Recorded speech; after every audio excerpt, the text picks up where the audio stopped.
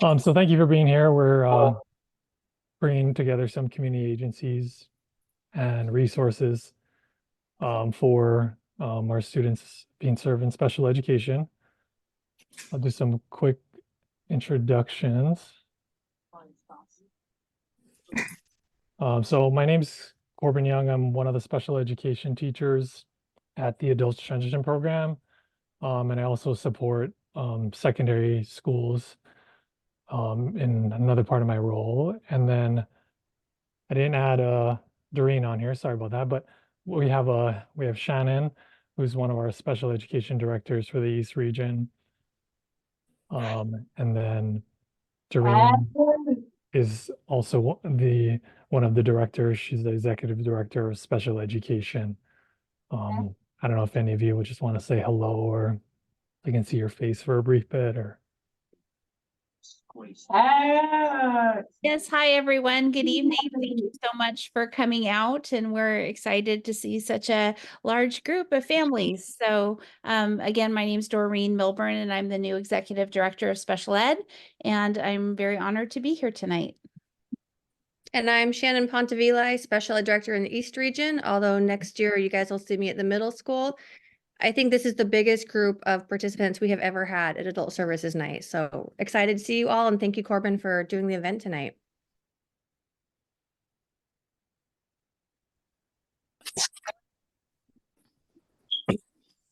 this was just sent out, and I just learned about it this morning, so apologies if there's any technical difficulties. But I have it linked here, and I can drop the slides here in a second with some of the directions for using Dude, using the Zoom captions if that's something that we're testing out here. So if you go on your toolbar on the bottom of Zoom, there should be you might have to click more, but there should be a section that says show captions.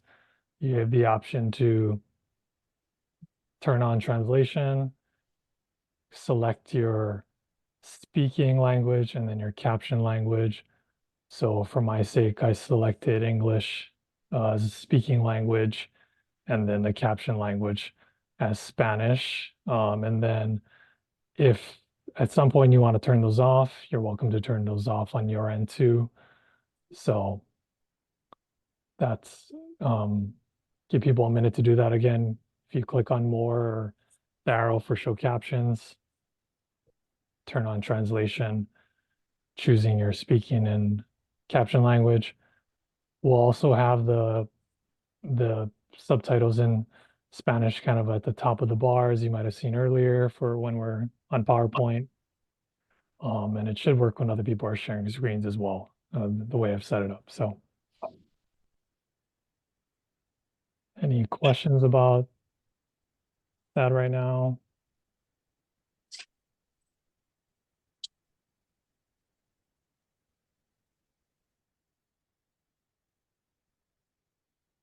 Okay, and I'm gonna drop in the chat.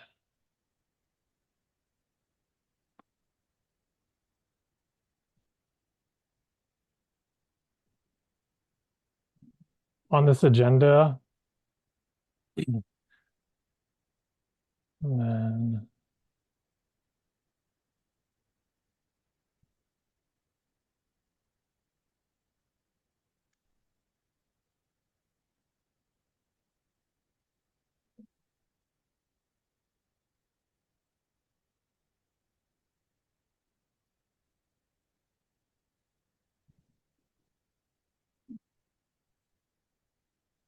okay, so in the chat, there should be two different links. One has the agenda with some links for different resources. For certain agencies, I've just linked their website. And then the second link is a link for folders of resources that all the agencies have shared with us. So there's a lot in there, but I tried to organize them by organization or agency that shared them with us. And I'll also share that out another time. So don't feel like you need to look through all that right now. And I'm trying to see, we're supposed to have someone from DDA in here first, and I was trying to scan through to see if Jeanette was on here.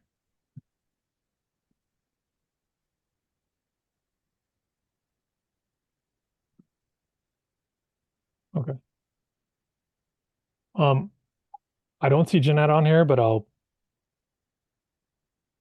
if Jeanette pops on here, I'll switch things up here. So I do see that Jim O'Brien was in here.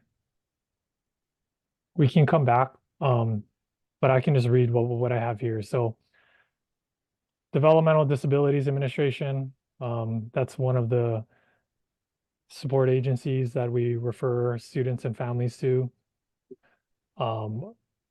Jeanette White's one of the case resource managers that helps with application and intake for DDA, or as we call it for short. I don't know if Richard or TJ, did either you want to just share something brief on your end, since I'm having a hard time seeing if Jeanette's in here? What do you mean, share something brief, Corbin? Just like anything. And it's okay. I'm popping through too many screens here, but It's okay. anything like intake related, I mean, we can, I guess I was hoping that she would share that, but we can see if she'll pop back in and That sounds good. I would be uncomfortable talking about intake for DDA, if that's what you mean. yeah, okay. No, that's fine. Okay, I will. I think we'll just say if your student isn't in DDA, apply now. Yeah, right. They're the only ones that can tell you if they're eligible or not. And of course, you can get some advice on, from others on it, but you don't want to wait on that. If you think at all they would, your student would be eligible, they're the only ones that can tell you, and apply now. Yes, and I like to phrase it as some long-term supports. So, if you're seeing a need for some long-term supports for your student, then that'd be something to reach out to your student's teacher about, or you can email myself, and I'm happy to kind of direct you to the right spot.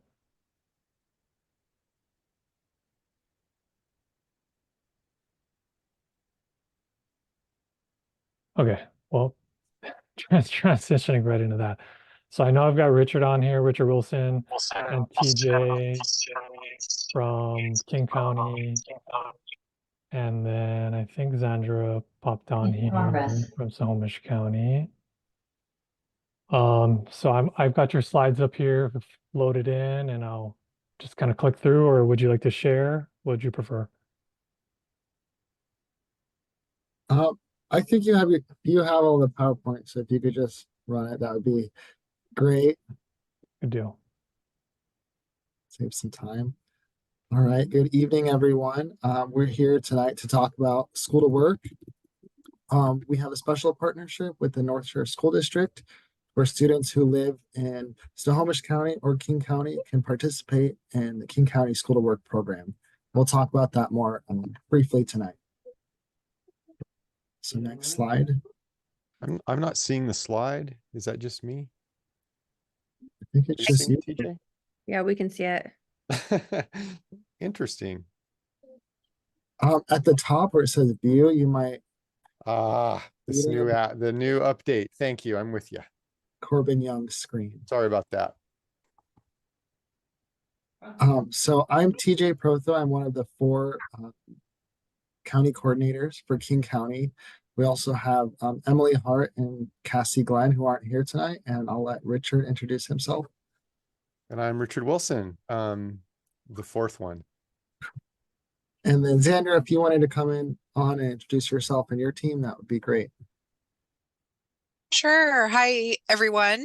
My name is Xandra Leach, and I am a part of the transition team in Snohomish County, and I partner with Jen Chong Jewel. She's not able to make it today, but we do work together. I support our Job Foundations program and Person Centered Planning, and then Jen, our School to Work. And we have a really great partnership with King County, and we're excited to work with your students. So thank you very much for having me. Thanks, TJ. So I'll take this one, and Richard and I will kind of just swap off. So what is School to Work? So it's a partnership that connects employment services to students with intellectual and developmental disabilities early while they're in their high school transition program. The goal of School to Work is that students become employed before they exit transition. So our focus is on employment. Next slide. So we're very values oriented. And so we have some guiding principles for the program. And first off, employment. The focus is on paid employment. So when we're talking about getting a job, we're talking about getting a job as we all do. Out there competing and getting a position, a minimum wage or better in a business in our community. They're customized and purposeful. That means most of the jobs that our program helps students get are negotiated and worked out with the employer, and it's based on your students' skills and interests and talents and the needs of the employer and matching that up. You know, employment's about contributing to the community, and having done a number of services over the years, I can say that one thing that makes me passionate about helping people seek and gain employment is that it's truly more inclusive. You're part of a community, and it's special in that, you know, if you don't show up, someone's calling. They want to know where you're at. You're part of a set of people that are working together and included. And another value we have is all means all. So as long as you are in the aforementioned organization, Developmental Disabilities Administration, we want to support any of your students who want to work. And what is work? Work means a lot of things to different people, from getting money in your pocket. There could be having places to go, things to do. It could be a place where you are in part of that community and a member of that group.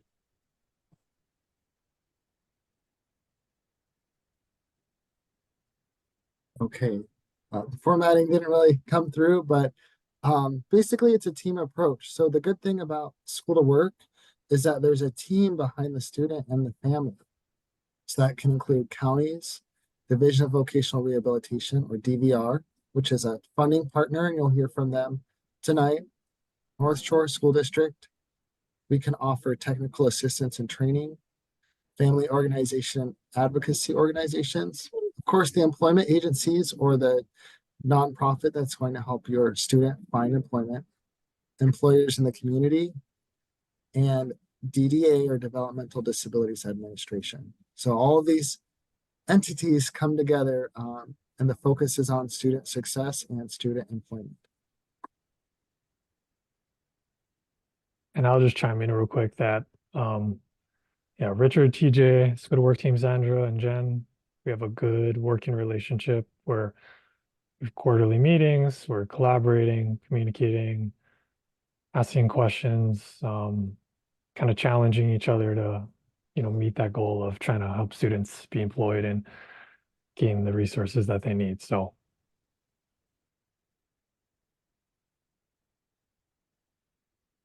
yeah, School to Work, back on that, don't go back, Corbin, but it really is a team thing. And if all of those folks are working together, we have just the best outcomes. And it's really one of the beautiful things about the program is everyone's working together, and it's almost one of the more wraparound type opportunities your student may have. Eligibility is pretty straightforward. We serve students in their last year of transition, currently the year they turn 21. Students want to work, you know, that's another eligibility requirement. And again, wanting to work can be a lot of things. It can be from wanting the money or having places to go, things to do, people to be with, and maybe meeting new friends. You have to be part of the Developmental Disabilities Administration, and you'll hear more from them later. For those of you that everyone's always in a different place, but for those of you that might be in DDA or know of DDA, you don't have to be receiving a service from DDA yet. You just have to be in and eligible. You enroll in the Division of Vocational Rehabilitation, either prior to, ideally, or upon entering School to Work. and you need to be willing to obtain Medicaid-based you need to be able to obtain Medicaid based on a disability. It's been a long day. And most people do that through SSI. And it's that Medicaid type eligibility that allows for the long-term funding, which in an upcoming slide will explain that. Okay, so we put together this slide because we interact with families with students of all ages. So ages 14 to 18, we recommend, if it makes sense, to not graduate at 18 and go on to the transition program.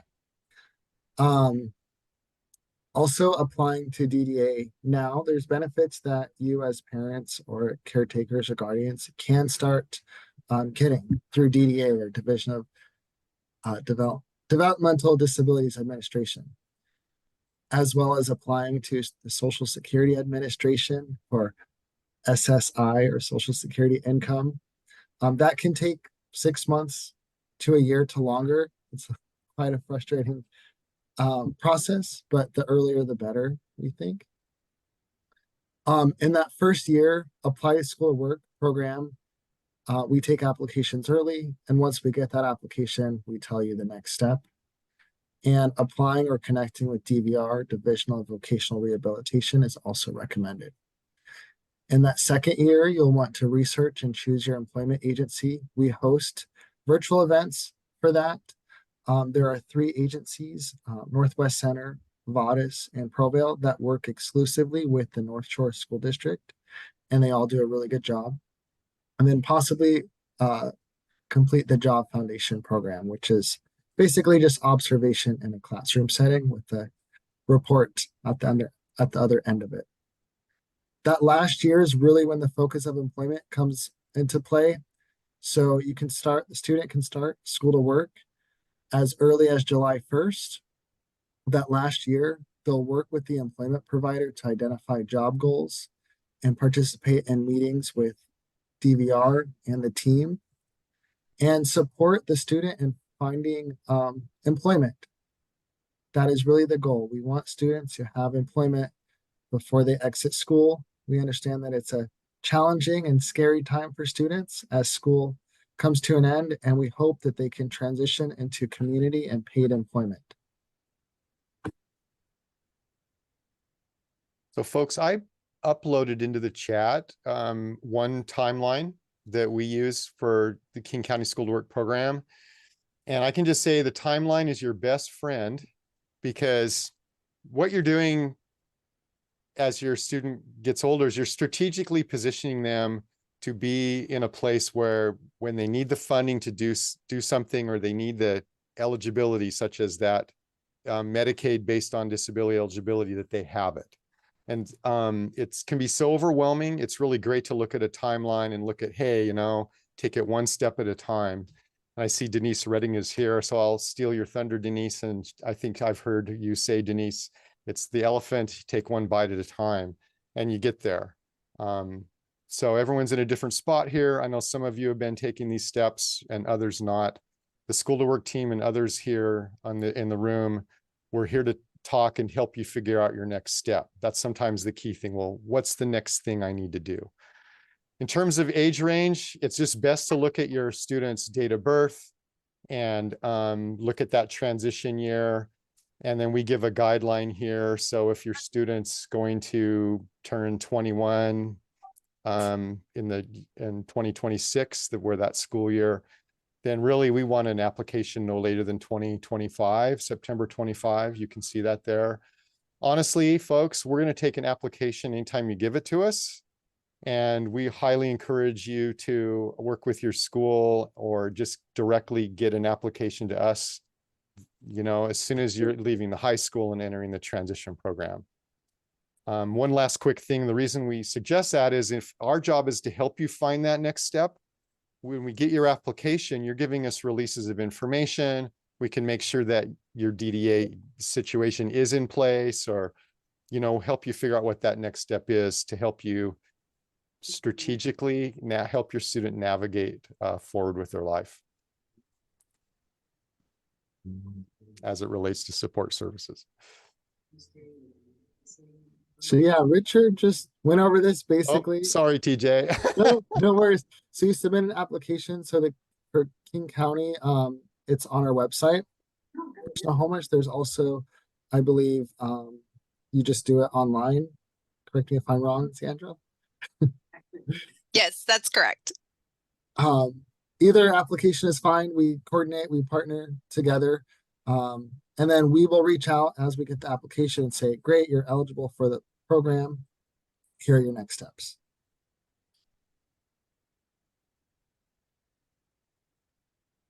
And I'll then, put the, oh, go ahead, TJ. I'll put the flyer in while you talk. yeah. And then we do information sessions similar to this, but a lot longer throughout the school year. So our orientation, we look at videos and we talk about how DDA and DVR and Social Security play into school to work.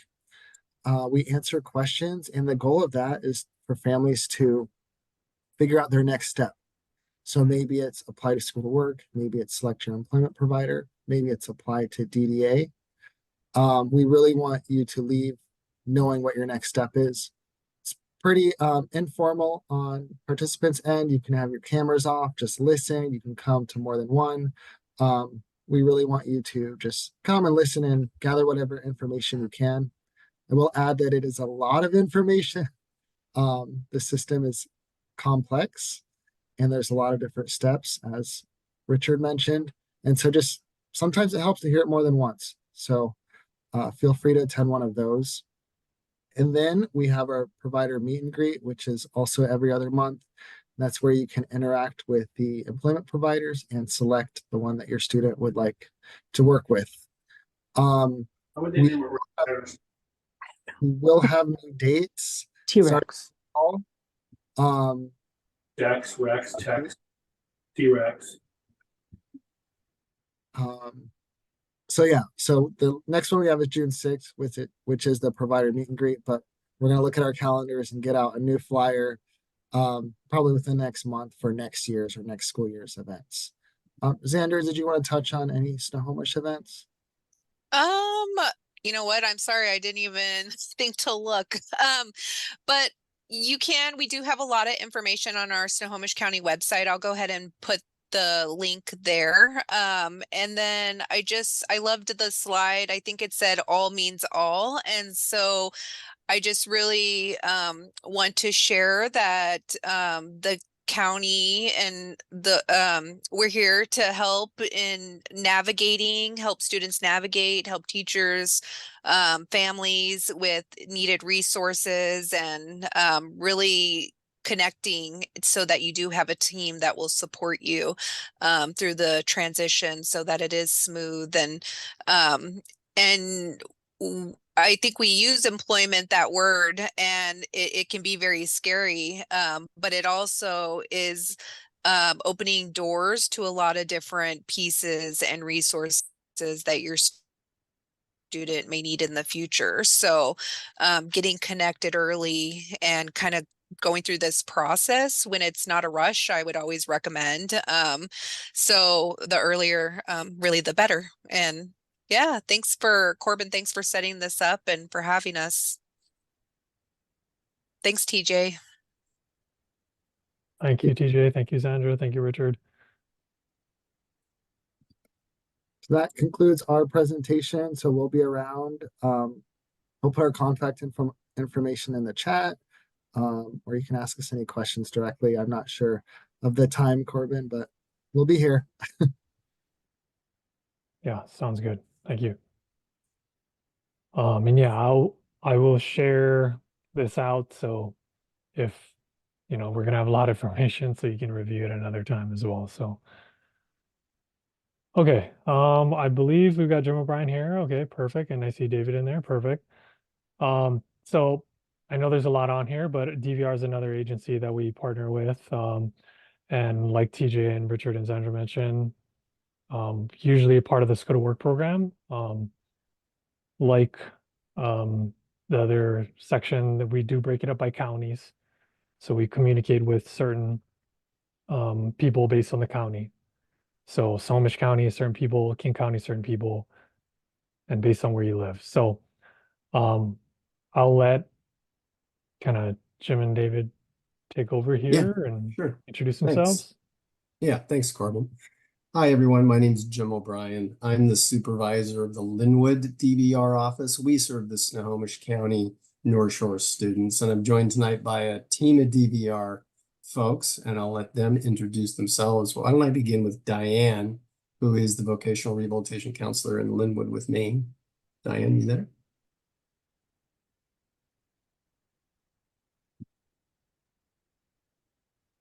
I thought I saw Diane's name. I think you're Yes, on I'm mute now. talking without being on, so sorry. Yes, God. I'm Diane Shepherd, counselor in the Linwood office. I worked under Jim O'Brien and with a great group of other counselors in handling with transition students. Yeah. And Diane, it might be helpful if you could put your contact information in chat for Sure. those Snohomish families to follow up with you. And then we have the North Seattle team that serves the King County side of North Shore School District. And we've got Dave. Hey, good evening, everybody. I almost said good morning. It has been been a long day. It's great to see so many people here, and appreciate you being here. My name is David Stewart. I am one of two supervisors at the North Seattle DVR office. We're located at the North Seattle College campus. And I'm joined by Gabby and Brianna, and I'll let them introduce themselves. Thanks, Dave. I'm Gabby Kaiser, and as Dave mentioned, I am the other supervisor based out of North Seattle, and I support Unit 2. And Brianna Vale should be on as well. Hello. So, hi, my name is Brianna Vale. I am a VRC in the North Seattle office, and I work with both Gabby and Dave. I will go ahead and provide my contact information below, so that if you need to reach out to me, you can definitely do so. Nice to meet you all. Great, thanks. I think that rounds out our DVR team. Some key points, you've already heard a bit about DVR, Division of Vocational Rehabilitation. Some key points, we're an employment program for individuals with disabilities, regardless of age or disability. Tonight, we're talking specifically about transition students, but we are a much broader program. We're associated with Washington State Department of Social and Health Services. So we are a state agency, but the bulk of our funding is federal funding. We have a specific focus at DVR, and that is preparing for obtaining and retaining employment. So we help people get jobs, keep jobs, and that's specifically what we do. The staff that provide the services to individuals and work with people are vocational rehabilitation counselors. So that's Brianna and Diane. They act as liaisons with transition school planning, attending IEP meetings, coordinating DDA services, and coordinating co-enrolled efforts like school to work that you're hearing about tonight. However, DVR is not a substitute for school provided services or a school provided transition program. Also, unlike DDA, all DVR services are short term. We end our services and our involvement with you following a period of successful employment. And then DDA, or supported employment, picks up that funding for support after DVR exits the picture. As you're hearing tonight, we partner with DDA and other programs for foundations and school to work. Our application and eligibility are very simple, which is a good thing. It's not online to apply to DVR. You contact the counselor that's assigned as your liaison. So it'd either be Brianna in King County or Diane in Snohomish County. Arrange a meeting with them in person, and we take care of the application and eligibility in a rather quick succession to get you set up to enter these programs. And that's really all we have, unless Dave or Brianna or anyone else would like to add to that. Yeah, No, I think the important thing to note is that DVR is focused on eliminating those or addressing those disability related barriers when it comes to work. We have a really kind of unique opportunity to kind of think outside the box, if you will, when it comes to providing services. Um, there's a lot of times where a student might be using a piece of technology in school to access learning.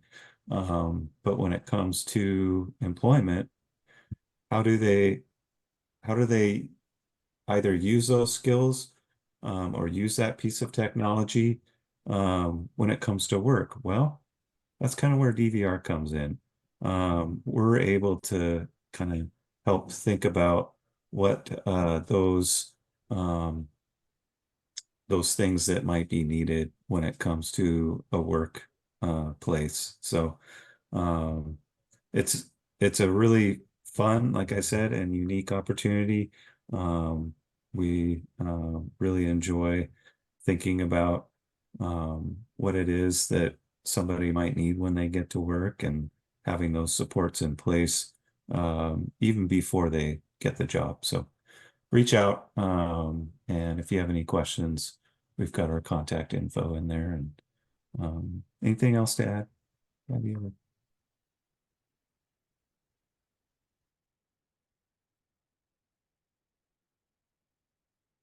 Okay, thanks everyone. Yeah, just to add on to that, the technology piece, we've definitely had students needing some assistive technology support in their employment, and DVR worked with us during that process. So, okay, I think I saw Laura in here. That's someone from the Alyssa Burnett Center. Oh, perfect. Hello, hello. Okay, so we've got Laura, one of the program coordinators, the Alyssa Burnett Center. And we have a lot of students kind of in our transition age range and above that participate in some of the programs there. I'll kind of let you take it away here, Laura. Yeah, and I'm gonna share my screen.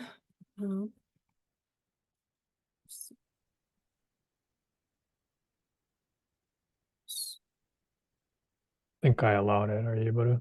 Can everybody see that? Or Here, let me unshare. Maybe that'll work. Okay. I can see that because everybody else. it should be like a big blue screen. Corbin, we see the presentation screen with the notes on it, not the. Oh, Oh, you see. Okay, oh, my screen or Corbin's screen? Whoever's sharing right now, we see the full presenter screen with 2 slides in the oh, note. that's yours. Yeah, Laura. Oh, I'm not sure how to. Oh, you know what? It's probably, hang on. 1 second.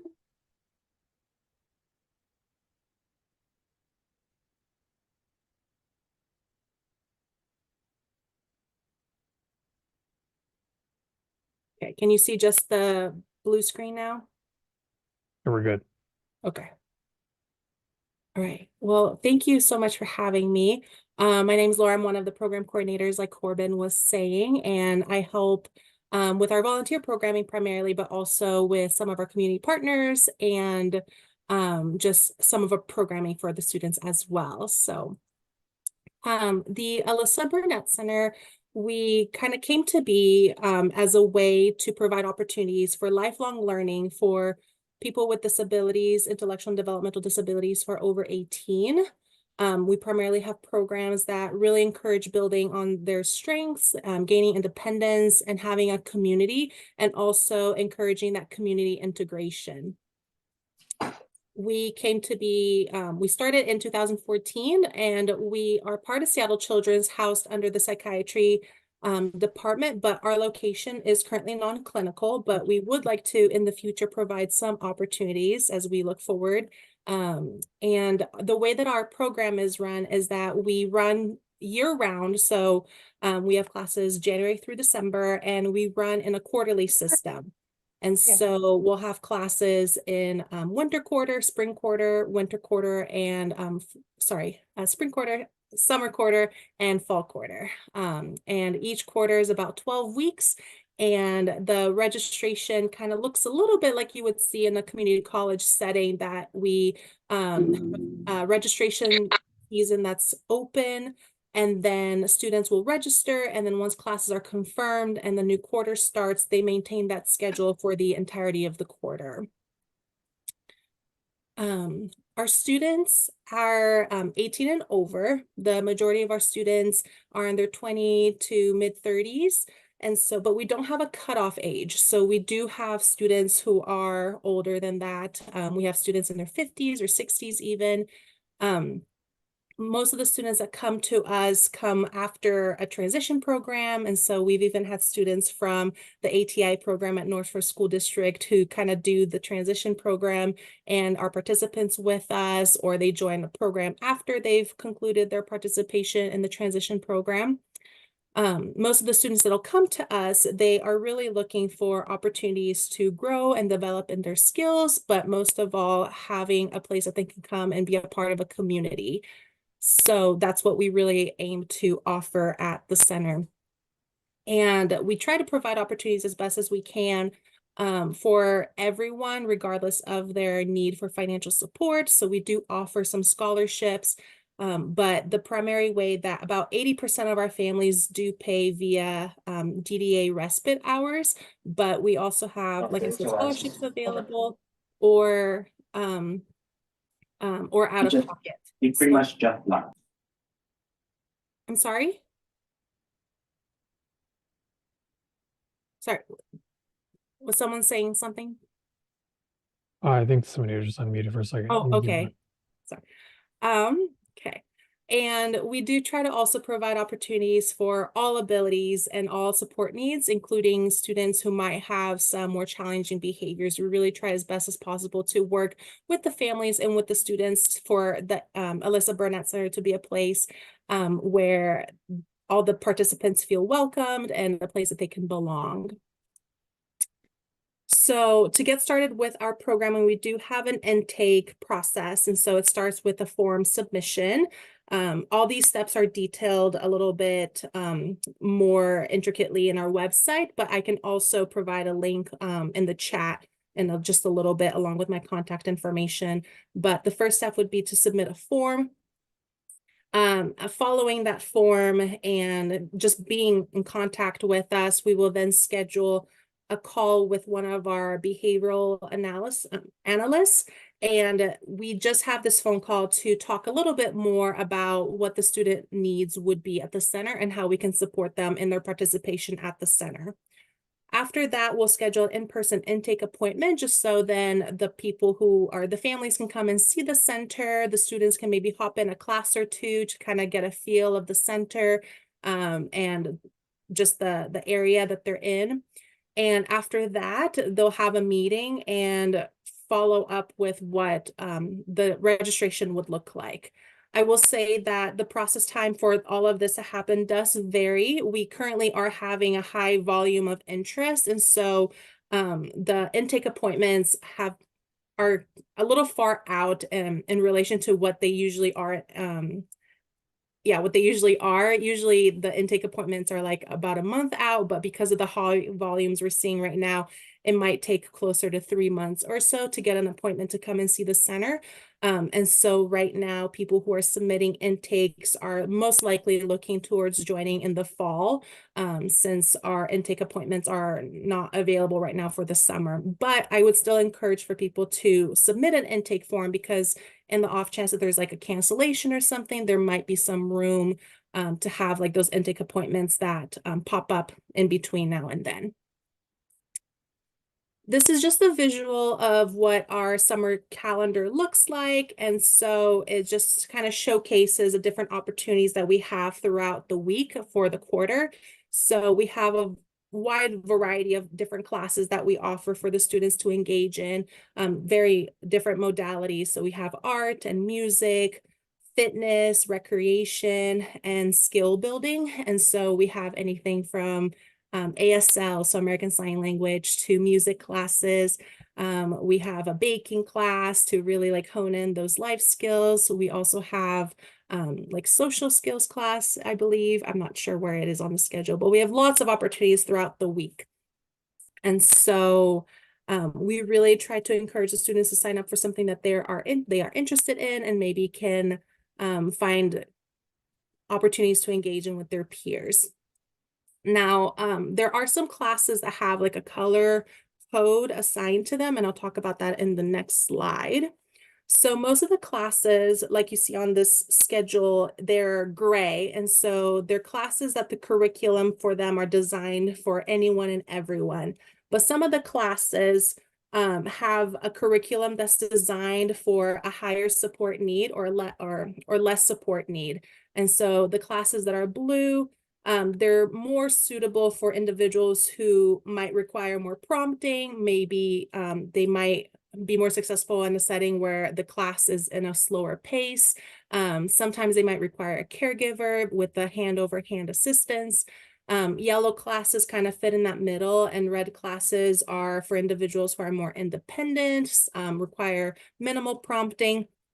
But that's not to say that students can't sign up for a different color class. They're just signifying like how the curriculum is designed. So we've seen students who are very independent, but maybe they have a mobility struggle with their arm. And so they will purposely sign up for a class that is in a blue or yellow because they know that that class is going to be a little slower pace and it will be easier for them to keep up with. We've seen that with like our cooking class, for example. That exact example came to be that it was a very independent student, but because of the slower pace in a blue class, they decided to sign up for it so that it was an opportunity for them to be more successful in that class and be with people who are like peers.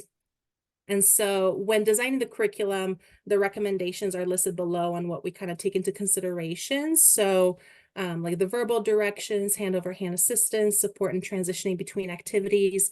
And these are all different things that we'd maybe talk about in the intake call, like I mentioned before, that our behavior analyst will have with the family so that we can have a recommendation if like a color class is intriguing to the student. But like I said, all the classes are available for everybody. Our services include lots of different educational, recreational, and community-based weekly classes. So one of the, every day actually this quarter and next quarter, we'll have classes that we go out into the community. We don't necessarily just stay at the ABC or at our center because we really want to emphasize and encourage that community integration as well. So we want the students to be successful, not just at our center, but also outside. We also have some specialized services. So we started offering specialized habilitation services a few quarters ago, and that's been very successful. We have 2 full-time BCBAs, so behavior analysts on site who can help navigate student support needs according to what their schedule is, and also supporting our staff and supporting the students.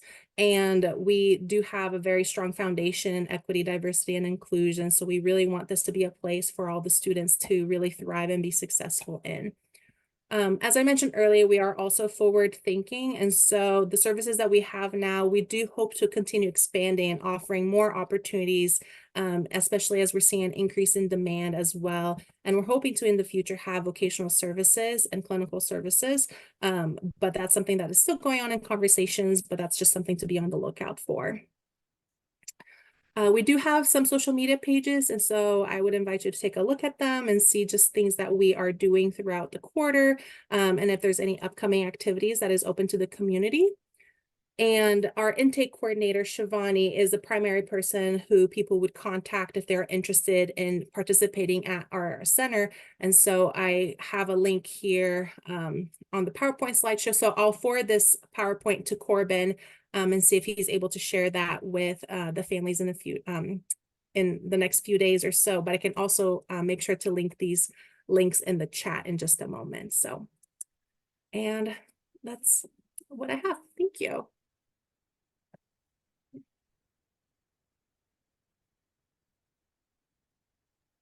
Thanks, Laura. I'm going to share my screen here again.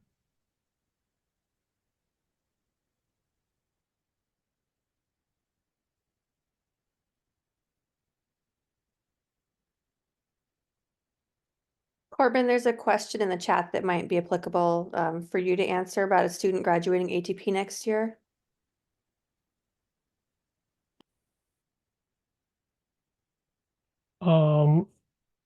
Intake and submission regarding Melissa Burnett Center, or is this regarding like DDA and school to work, or which topics, I guess? I Okay. can answer, yeah, I can Yeah, answer go that ahead. question. I think that if you submit an intake either this summer or fall, that would be a perfect time to get started for the next year. Just because of the timeline that we're at right now. So by the time that you're able to get an intake appointment, it should be a fairly smooth transition for you to be able to register for the classes. Yeah, good question. Thank you. Thanks, Laura. Okay, I believe Judy. So we have another kind of resource that has some recreational and Special Olympic sport programs and activities. I'm just scanning real quick. I believe Judy mentioned to me that Judy would not be able to make it. Judy sent me some slides. I'll scan through some of the highlights here, but I believe it's in the building right next to the Northshore Senior Center. So if you're familiar, oh, and I didn't realize they've got it on playing automatically. So that's my bad there. But it's they have a bunch of different recreational programs for students with special needs, and we've had several students participate in Special Olympics, as I see some of them here, and other recreational programs. I have no idea how to pause this from playing on its own, so we're just gonna let it run through here. But like I said, it's another kind of local resource for different classes, for recreational, fun things, and then Special Olympic sports too. Yeah, bowling, I think, is definitely a highlight for them. I believe they still have weekly bowling. I blanking on what day of the week it is. But like I said, we've had a number of current and past students that have participated in the programs.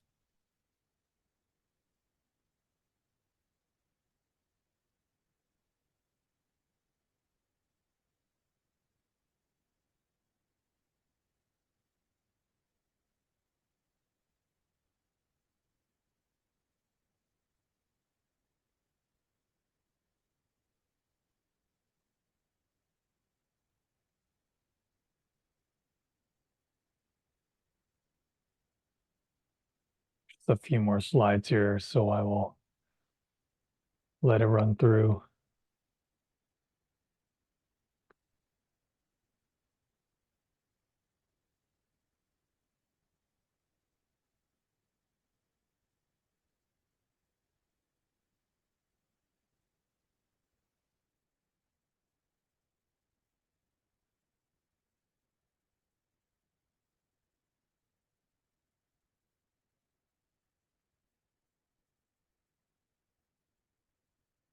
So they have some social media pages.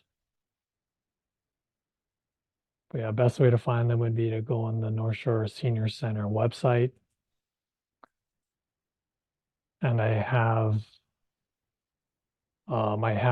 Judy's email and contact on the earlier slide.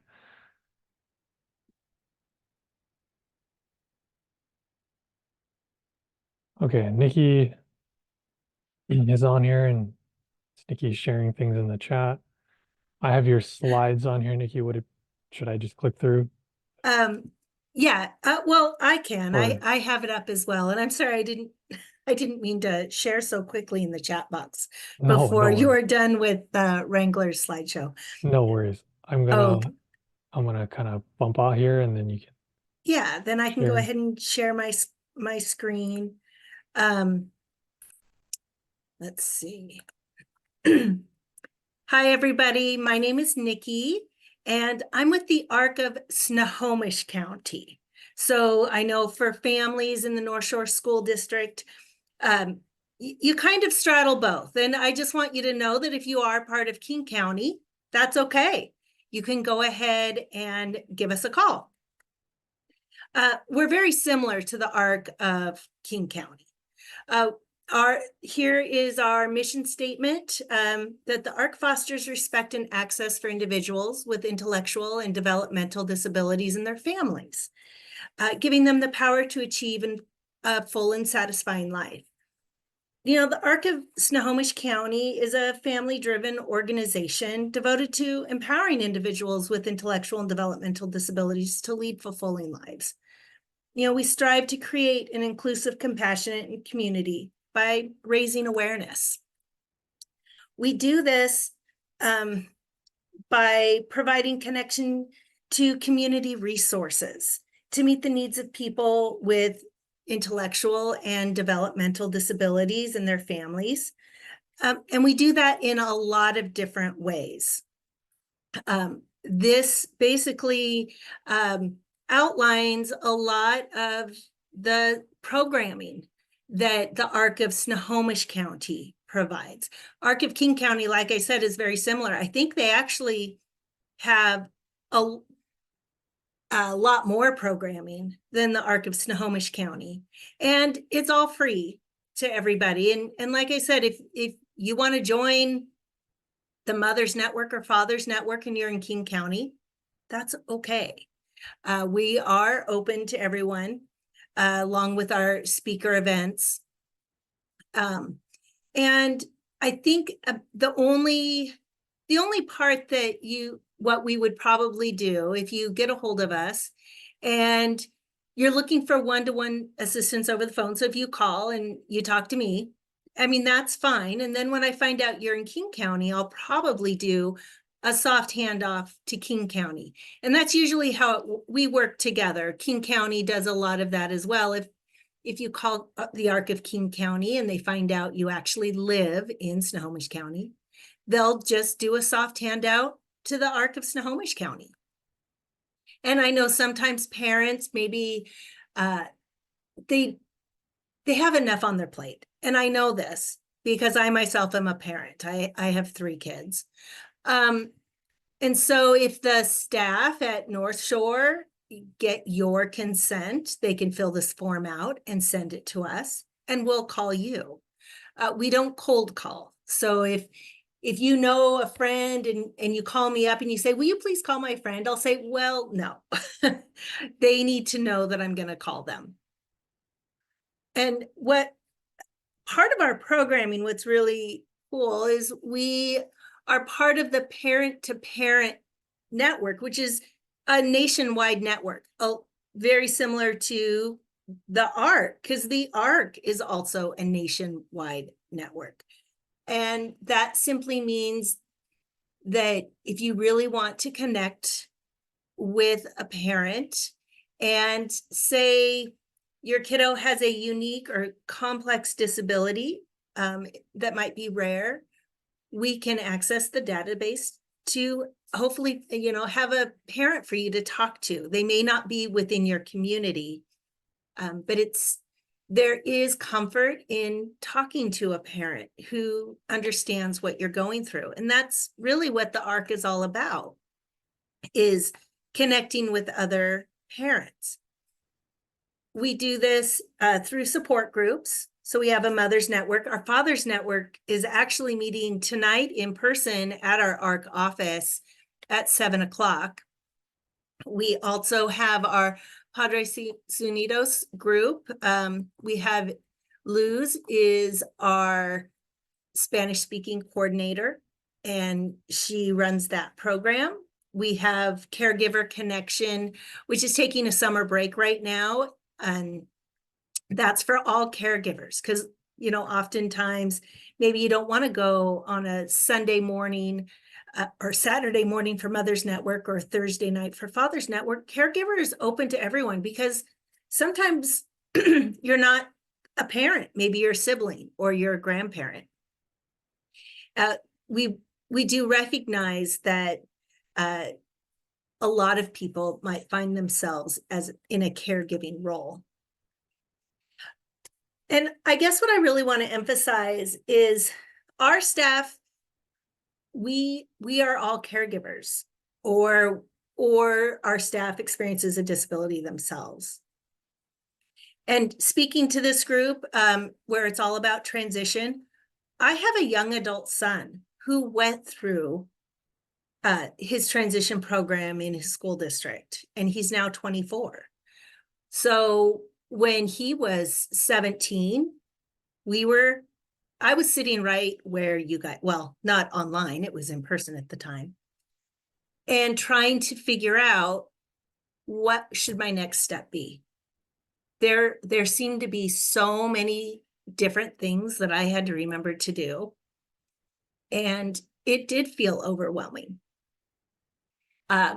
I would say it's nice to hear from another parent to get their perspective and find, even though my journey and the path that we took for ourselves might not fit for your family, it's nice hearing about other people's experiences when it comes to signing up for DDA. My son's a DDA client, and he goes to the Alyssa Burnett Center as well.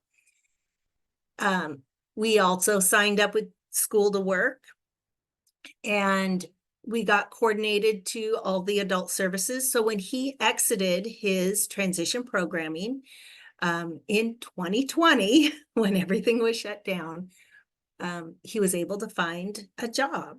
And that's actually where he is at right now. So I get it. I just want you to know that I get it. And I can't guarantee how it'll turn out for all of you, but you'll get through it. And part of how we help other families get through it is our helping parent and IEP parent partner. And this is, again, you know, for Snohomish County families, you can call us up and talk to us. And then you might say, you know, I'd really like a helping parent, and I'd like to talk to someone in my community. And Elena will find out if you're in Snohomish County, and if you're in King, we'll hand you off to King County, but we will match you with another parent. And we also have an IEP parent partner program, and that's the program I run. And it is a really great way to provide support to a family who is struggling to feel like they're participating on the IEP team. And we are there as a support person, not as we don't speak on a parent's behalf. Really, it's about talking through and figuring out what your priorities are so that you can share that with the IEP team and work together on the IEP team. We also have, excuse me, oh, went too fast. Activities and events. You know, this summer we're doing parent meetups in the park. We try to target different parks around Snohomish County, and in June we will be at Miners Park, which would be fairly close to a lot of families in the Northshore School District. Oh, wrong way. Sorry. We also provide sibling support, because I don't know how many families you're working and supporting your kiddo with a disability, and you might also have your neurotypical kids who sometimes do really well, or they get frustrated, but they too sometimes want a place to talk talk about their feelings, and they may not always have someone to share that with if they go to school and their friends don't have a sibling with disability. So we do SIP shops. And I believe in June, it's the age range that the SIP shop is for the 8 to 13, and it's a pizza night. And we are expanding our multicultural outreach. Like I said, Luz is on our team for any of those that speak Spanish. We've recently hired Ksenia, and she has been working hard at translating a lot of our documents into Russian. And we just got a grant to hire another individual that speaks another language. And because we are a nonprofit, so like I said, everything is free. And so we will expand our services as we're able to, because we really want to make sure all families in our community are served. And if you're wondering what some of our speaker events have been, and you're thinking, man, I wish I would have caught this last one. Well, you know, we've been recording them just like tonight's being recorded, and we have a Vimeo page. And I'm happy to share it. I put my contact information in the chat box. You can send me a message. I will share anything from this presentation and the Vimeo link. We've had quite a few presentations specifically about transition. So if you have questions about DDA and employment, or guardianship, or applying for SSI, or the high school transition and school to work program, we've had individuals who have given presentations on those topics.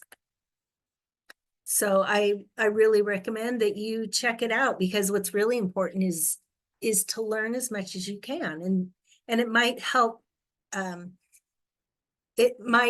alleviate some of those feelings of being really stressed out. So here's some of our upcoming events. Like I mentioned, we have a paint and pizza night. We're doing an inclusive recreational roundtable.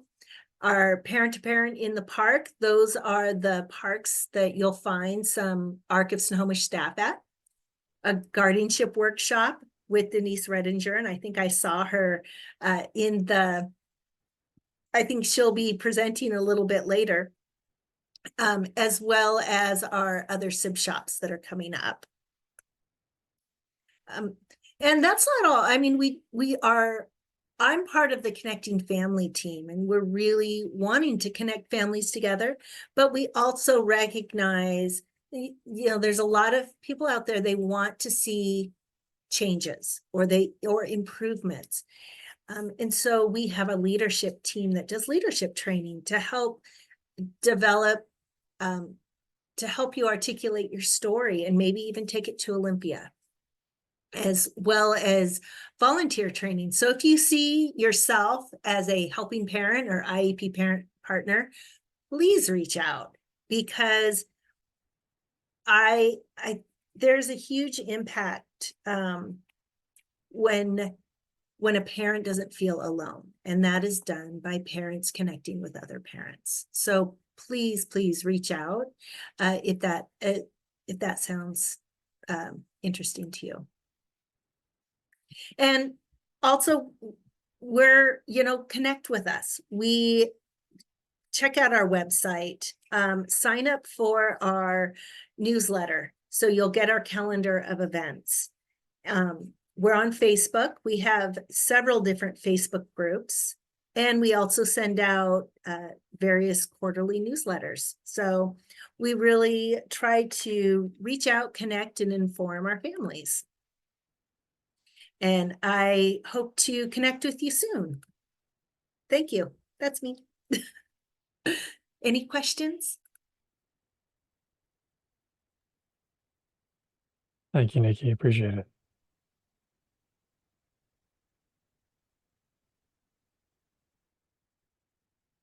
Okay, Um, Denise, you want to share on your end, or do you want to pull up the PDF, or what would you prefer?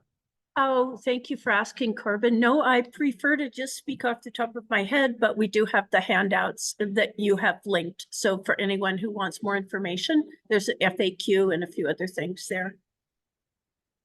Yeah, I'll drop that in the chat. Perfect. Thank you. So good evening, everyone. My name is Denise Redinger, and I'm an attorney, and myself and everyone at my firm specializes in vulnerable people. So any legal issues that have to do with people with disabilities or children or the elderly, it's our specialty, and especially for people in the disability community, because I have a daughter with disabilities and have been in the community myself for a very long time. I am speaking tonight on guardianships. That is a big topic. So for 10 minutes, I'm going to give a brief overview, and I want to invite all of you to, because we're not in person, I guess. So it's hard for me to have a nice conversation with people that goes into your questions that are unique to your situation.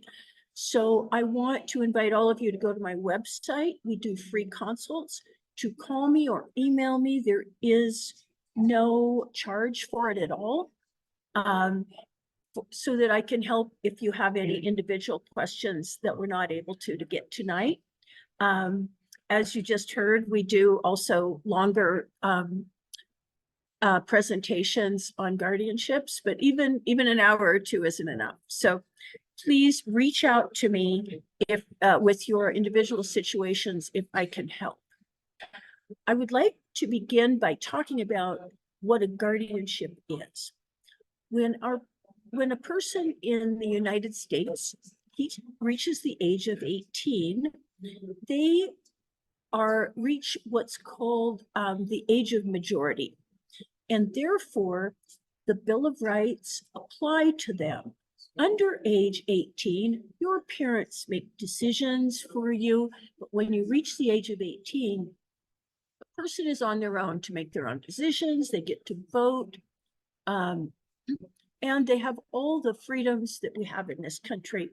Unfortunately, some people with disabilities need some help in that area.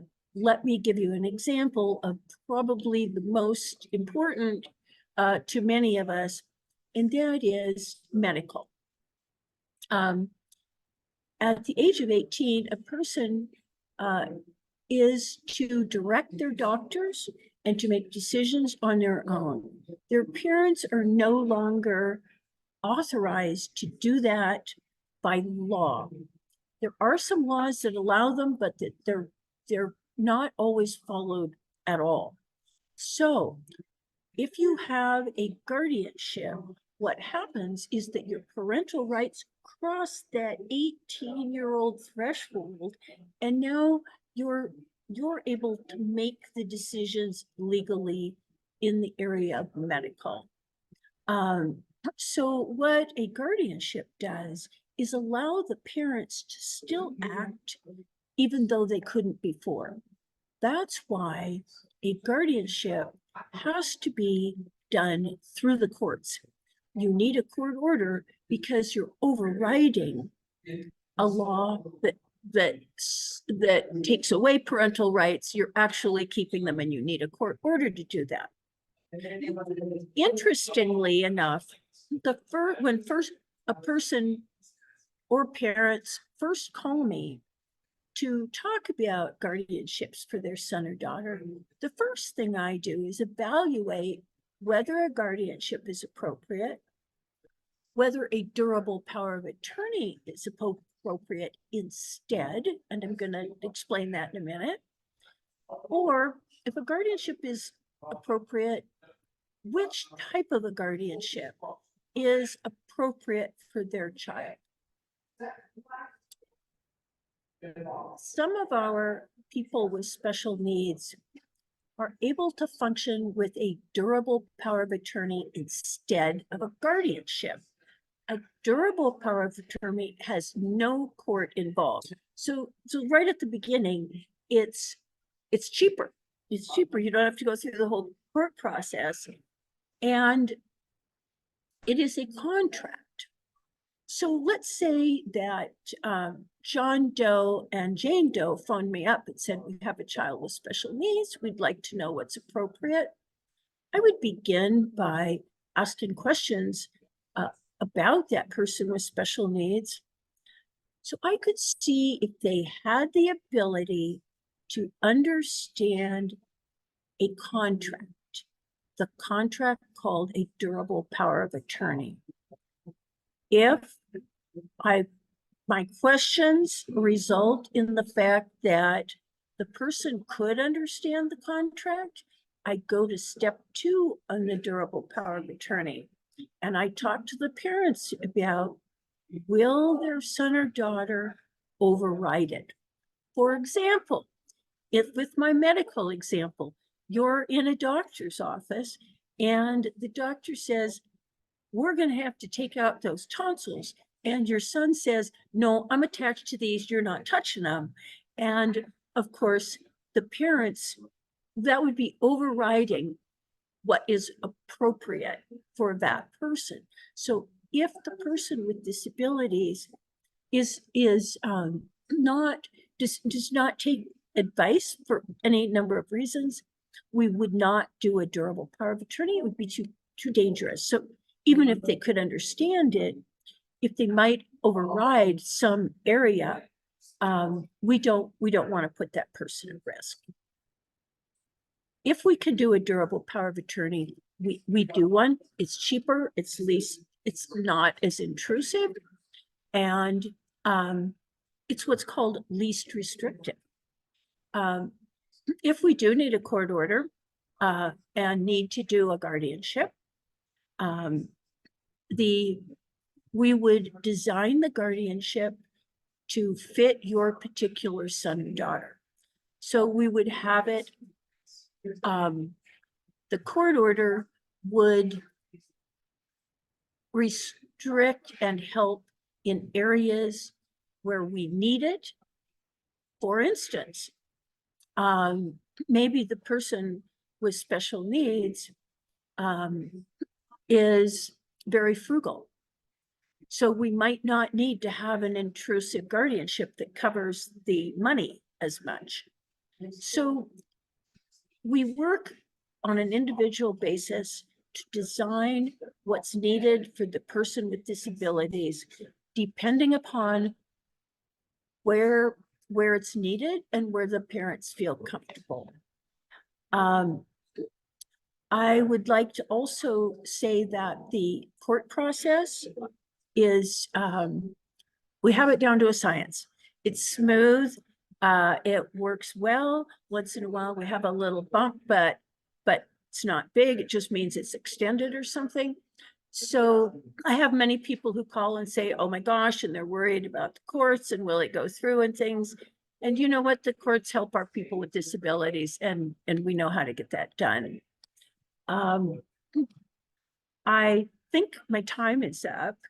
So for the last minute, I would like to say 2 things. Number 1 is we always, when we do things for our people with disabilities, we always keep their vulnerability in mind, and at the same time, we keep their dignity in mind. We always treat them with respect and honor and talk about how these kind of things help them and help them learn. The last thing I would like to say is thank you for coming out tonight. I'm sure everyone's had a long day like I have, and I appreciate your staying and listening to my short speech on guardianships. Thank you, Denise. Yeah, I agree. It's hard to pack everything we need into the time, but hopefully it's just we're getting some quick information and we can dive deeper a little later. That's right. Thank you for asking me. Yeah. Okay, we will take a short 5-minute break and then come back here and we'll have some families. I'll ask families some questions and just kind of share their experiences navigating some of these systems. So we'll take a short break. We'll be back about 6:55 and I'll share my screen and we'll get going again.